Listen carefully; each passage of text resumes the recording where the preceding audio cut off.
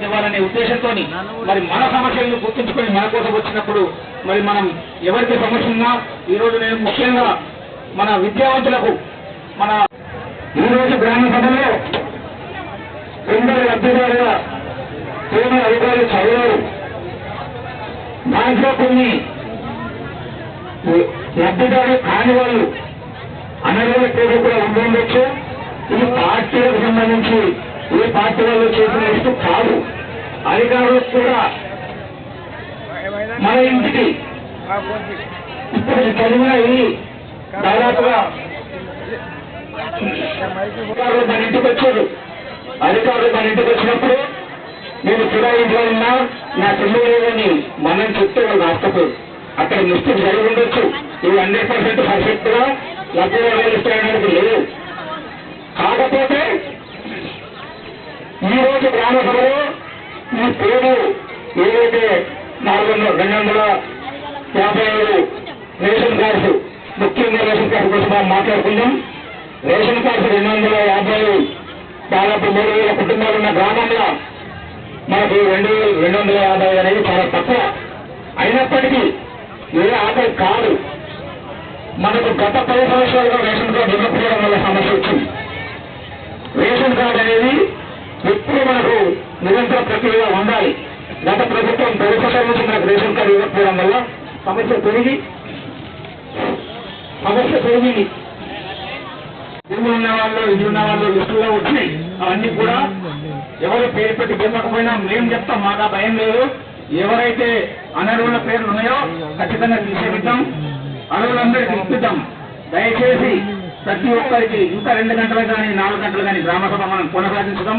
ఎవరికి ఏ సమస్య ఉన్నా ఒక్కొక్కరుగా చెప్పేటప్పుడు మిగతా వాళ్ళు మాట్లాడుకుంటే ఒక్క మనిషి సమస్య ఒక మనిషిదే కాదు, ఆ సమస్య దాదాపు 50 మందికి ఉంటుంది.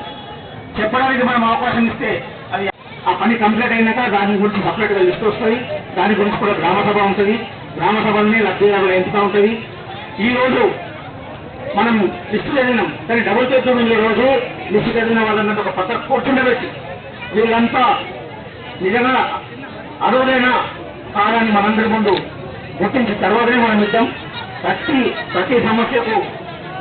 సమస్య ఇక్కడ పరిష్కారం కాదు. ఈ రోజు సమస్యల వల్ల రేషన్ కార్డు మాత్రమే తయారు చేశాం.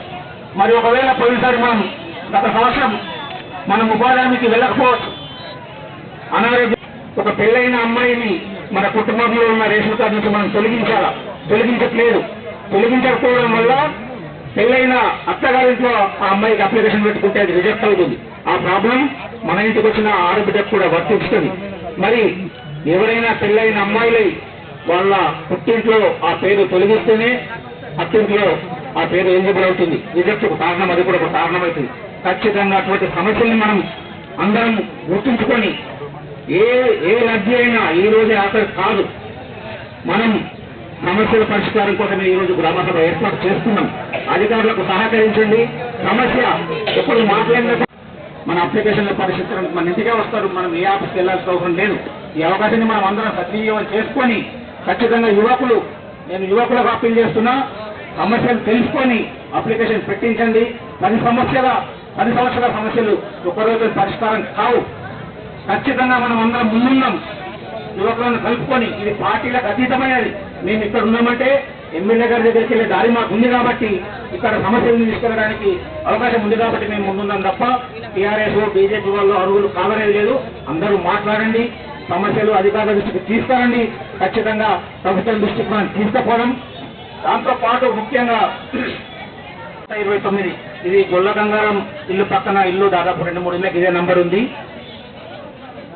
సునీత కే అనే అమ్మాయి కూతురు బేబీ గంగోత్రి, చిన్నపిల్ల అమ్మాయి పేరు బేబీ గంగోత్రి, తల్లి పేరు సునీత. 10,000 సీఎం సహాయ నిధి చెక్ నుండి సీఎంఆర్ఎఫ్ చెక్ వచ్చి దాదాపు 2 నెలలు అవుతుంది. 2 నెలల నుంచి మేము ప్రయత్నం చేస్తున్నాం. ఇప్పటి వరకు వాళ్ళు ఎవరో దొరకలేదు. ఏమేమని చెప్తావు, మనం దరఖాస్తు పెట్టేసిరు, పరవేసేసిరు, ఇచ్చేసిరు అని చెప్పేసి ఇచ్చేసిరు అంటే ఎంతవరకు సార్ నిజం ఇది కనబడతా ఉంది. ఎందుకంటే 30 ఎకరాల ల్యాండ్ మనకు పేరు వచ్చిందంటే ఆ సరే ఎవరి కోసం చేసింది అనేది మనకు పూర్తిగా చేయడమైతే ఉంది. ఇప్పుడు చాలా మంది చెప్పారు ఒకసారి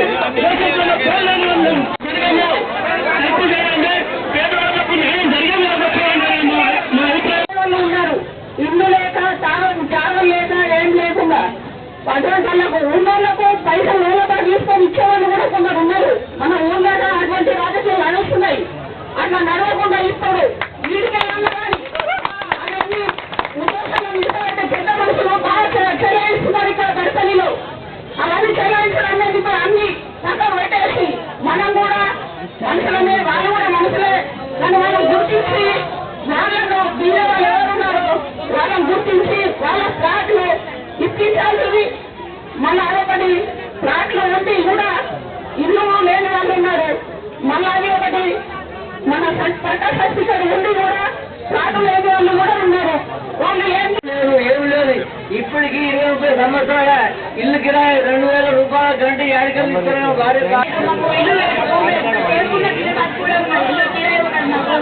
అన్నీ ఉన్నాయి మాకు. రేషన్ కార్డుల పేరు లేవు, ఏమీ లేవు మాకు. అక్కడ నుంచి మళ్ళీ అక్కడ నుంచి పిల్లలు అయితే ఫోన్ పిల్లలు ఇస్తే ఇక్కడ మామ ఇక్కడ చనిపోయిండు, చెర్లవాడు చనిపోయిండు మామ.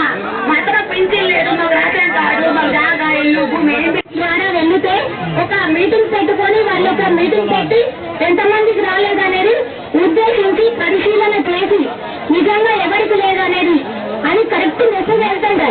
ఈ ఒక్కటే